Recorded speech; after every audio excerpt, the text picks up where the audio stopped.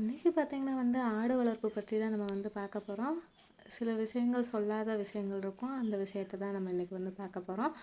அதே மாதிரி இந்த கார்த்திகை மாதம் ஆட்டோட விலை எப்படி இருக்குது, சந்தையிலலாம் எப்படி விற்றுச்சு அப்படின்றது தான் நம்ம முழுக்க முழுக்க பார்க்க போகிறோம். என் சேனலை முத பார்க்குறீங்கன்னா மறக்காமல் சப்ஸ்கிரைப் பண்ணிக்க வச்சுக்கோங்க. பக்கத்தில் இருக்க பெல் பட்டனையாக ஆன் பண்ணி வச்சுக்கோங்க. அப்படின்னு அதை நான் போடுற வீடியோ உங்களுக்கு நோட்டிஃபிகேஷனாக சேரும். இன்றைக்கி பார்த்திங்கன்னா ஆடு வளர்க்குறதுல அதாவது நாங்கள் எப்படி வளர்க்குறோம் அப்படின்னு சொல்லிட்டு நிறைய வீடியோஸ் நீங்கள் பார்த்துருப்பீங்க. ஆனாலுமே நாங்கள் ஒரு ஆடை இப்படித்தான் வளர்க்கணும் அப்படிங்கிற ஒரு முறை இருக்கும் இல்லையா? அதாவது இப்போ குழந்தைங்களை வளர்க்கும்போது நல்ல பிள்ளைகளாக வளர்த்தாதான் பெரிய ஆளாகும்போது நல்ல பிள்ளைகளாக வளரும் அப்படி சொல்கிற மாதிரி நம்ம ஆடுகளையும் அப்படி தாங்க. இப்போ எங்கள் வீட்டில் 30 வருஷமாக கிட்டத்தட்ட 30 வருஷமாக இருக்குன்னு எல்லாருக்கும் தெரியும். அந்த 30 வருஷத்தில் இவங்க எவ்வளோ பழகி வச்சுருக்காங்கன்னு உங்களுக்கு தெரியுமா? இப்போ ஒரு ஆடை காட்டுக்கே காலையில் பற்றிட்டு போகிறாங்கன்னு வச்சுக்கோங்களேன். இங்கே எல்லாருமே 11 மணிக்கு மேலே தான் ஆடை மேய்ச்சலுக்கு பற்றிட்டு போவாங்க. பற்றிட்டு போகும்போது என்னென்னா கிட்டத்தட்ட 70 ஆடு 80 ஆடு இருக்குன்னா அதை நம்ம ஒன்றையும் தனித்தனியாக கவனிக்கணும்னு ஏற்கனவே நான் சொல்லியிருந்தேன். ஏன்னா வீட்டில் இருக்க நம்ம குழந்தைங்கள எப்போயுமே தனித்தனியாக தானே கவனிப்போம். ஒரு குழந்தை அதிகமாக சாப்பிடும், இன்னொரு குழந்தை குறைவாக சாப்பிடும். எந்த குழந்தை குறைவாக சாப்பிடுதோ அந்த குழந்தைய நம்ம அதிகமாக கவனிக்கணும் அப்படின்னு நம்மளுக்கு நல்லாவே தெரியும். அதே மாதிரி ஆடுகளும் அப்படி தான். ஆடுகளும் வளர்க்கும் போது ஒரு ஆடு தீவனம் சாப்பிடுதா இல்லை சாப்பிட்லையா, இல்லை அதுக்கு ஏதோ உடம்பு முடியலையா, அப்படிலாம் நம்ம தனித்தனியாக ஆடை பார்க்கணும். இப்போ ஒரு ஆடு இப்போ நாங்கள் ஒரு குட்டியை நம்ம வளர்க்குறோன்னா அந்த குட்டி நம்ம அடையாளம் தெரிஞ்சு வச்சுருக்கோம். இப்போ எங்கள் வீட்டில் பார்த்திங்கன்னா அவங்க போனாலே எல்லா குட்டிகளும் கத்தி, அதாவது ஆடு மாதிரி ஆடு கத்தும்ல அந்த மாதிரி கத்திக்கிட்டு அவங்க பக்கத்தில் அவங்கள சுற்றி வரும். ஏன்னா ஆடுங்களுக்கு தெரிஞ்சிருக்கும்ல இதுதான் நம்மளோட அம்மா. அதாவது நம்மளுக்கு அம்மா யார், நம்மளுக்கு யார் இறை தீவனம் இதெல்லாம் கொடுக்குறாங்களோ அவங்க தான் அவங்க அம்மா. அதே மாதிரி ஆடுகளுக்கு அம்மா யார், நம்ம தான் வளர்க்குறவங்க தான் அதுக்கு ஒரு அம்மா மாதிரி. அதனால் பார்த்திங்கன்னா எங்கள் வீட்டில் அவங்க போனோடனே அவங்க காலையே சுற்றி வரும். குட்டிகளும் சரி ஆடுகளும் சரி அவங்க போனோடனே வேகமாக ஓடி அவங்க பக்கத்தில் காலை பிடிச்சி உரச இது பண்ண எல்லாமே இருக்குங்க. அதே மாதிரி பார்த்திங்கன்னா ஒரு நிமிஷம்தான் கூப்பிட்டோன்னே இப்படி ஒரு விசில் அடித்தா போதும் உடனே ஒடியாந்துடும். அதுக்குன்னு இவங்க ஒரு சில நேரம் சத்தம் கொடுத்து கூப்பிடுவாங்க, ஒரு சத்தம்லாம் கொடுப்பாங்க. அந்த சத்தத்தெல்லாம் நீங்கள் ஏற்கனவே சில வீடியோஸ்லாம் பார்த்துருப்பீங்க, எப்படி சத்தம் கொடுத்து கூப்பிட்றாங்க அப்படி சொல்லிட்டு. அதில் பார்த்திங்கன்னா ஆடு வேகமாக ஓடி அவங்கக்கிட்ட உரசிக்கிட்டு அது பாட்டில் நிற்குங்க. இதுதான் வளர்க்குறவளுக்கும் எப்படி வளர்க்கணும் அப்படிங்கிறதுக்கு ஒரு அடையாளம்னு சொல்லிட்டு வச்சுக்கோங்களேன். இப்போ ஒரு வீட்டில் ஒரு நாயை கூப்பிட்டோம்னா எப்படி பக்கத்தில் உரசிட்டு நிற்குதோ அதே மாதிரி ஆடுகளும் அப்படித்தான். கடாயெல்லாம் பார்த்திங்கன்னா போனால் அவங்க பக்கத்தில் காலை உரசிக்கிட்டு தான் இருக்குங்க. அப்படி தான் நின்றுக்கிட்டு இருக்கும். எங்கள் ஆடுக பார்த்திங்கன்னா குட்டி மேலே குட்டி போட்டு 30 வருஷமாக வளர்க்குறேன்னு சொல்லிட்டு சொன்னேன் இல்லையா? வேற்றாடுகள் வந்தால் அந்த ஆடுகள் உள்ளேயே விடாதுங்க. ஏன்னா எல்லாமே முட்டி மோதிடும். ஏன்னா அதுக்கு அது இல்லை அந்த தொழுவில் இருக்க ஆடு எந்தெந்த ஆடு இருக்குதுன்னு அதுக்கு நல்லாவே தெரியும். அதனால தான் வேற்றாடுகள் சேர்க்கவே சேர்க்காது. வெளியாடுகள் வந்தால் அந்த ஆடுகள் முட்டி தள்ளிடுங்க.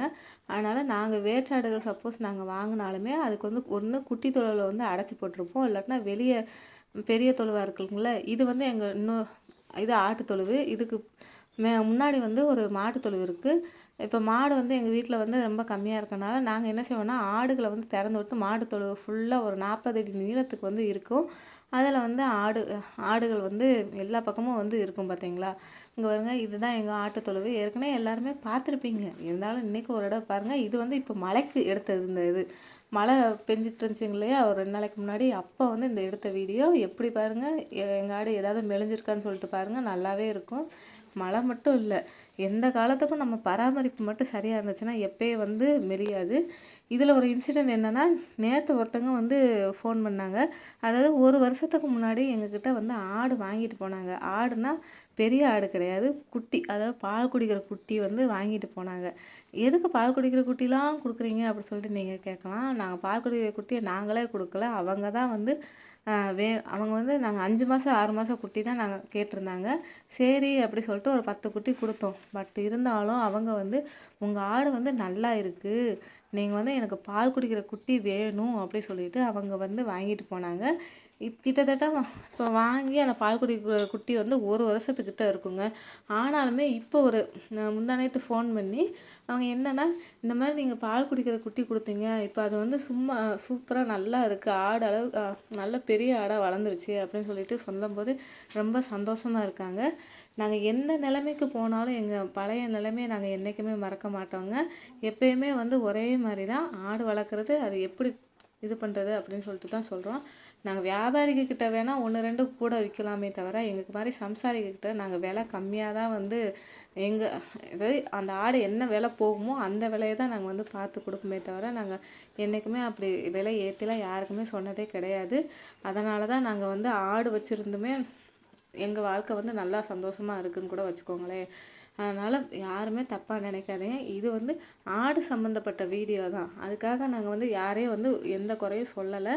உங்ககிட்ட சொல்கிறேன், தோணுனதை உங்ககிட்ட சொல்கிறேன்.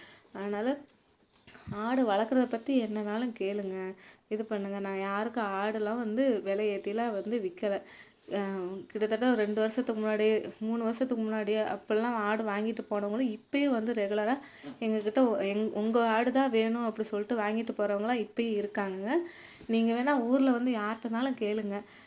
எங்கள் ஆடு மாதிரி யார் ஆடுமே ஊரில் கேட்கக்கூட வேணாம், நீங்கள் வந்து நேரில் கூட வந்து பாருங்கள். எங்கள் பண்ணைக்கும் எங்கள் ஆட்டு பண்ணைக்கும் மற்றவங்க ஆட்டு பண்ணையில் இருக்க ஆடுக்கும் எவ்வளோ வித்தியாசம் இருக்குது அப்படி சொல்லிட்டு உங்களுக்கே வந்து நல்லா தெரியும்.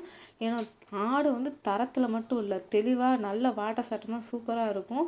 இது வந்து நான் ஒரு இதுக்காக சொல்லலை, நீங்கள் வந்து நேரில் பார்த்தா தான் உங்களுக்கு எல்லாமே வந்து தெரியும். ஏன்னா 30 வருஷம் பழமையான அந்த ஆடுகள்லேருந்து வந்த குட்டிகள்லேருந்து வந்த ஆடுனால நல்லா வந்து எங்கள் வீட்டில் பார்த்திங்கன்னா பராமரிப்பும் அவ்வளோ சூப்பராக வந்து கவனிப்பாங்க. அதுக்கு தீவனம் போடுறதாகட்டும், அரிசி வைக்கிறதாகட்டும், இந்த தவிடு புண்ணாக்கு, அதுக்கப்புறம் வந்து மக்காச்சோளம், பசுந்தீவனம், இது எல்லாமே வந்து ஒரு கூடுதலாக தான் வந்து அதுக்கு வந்து என்ன தேவையோ அதை வந்து அப்பப்போ செஞ்சுக்கிட்டே இருப்பாங்க.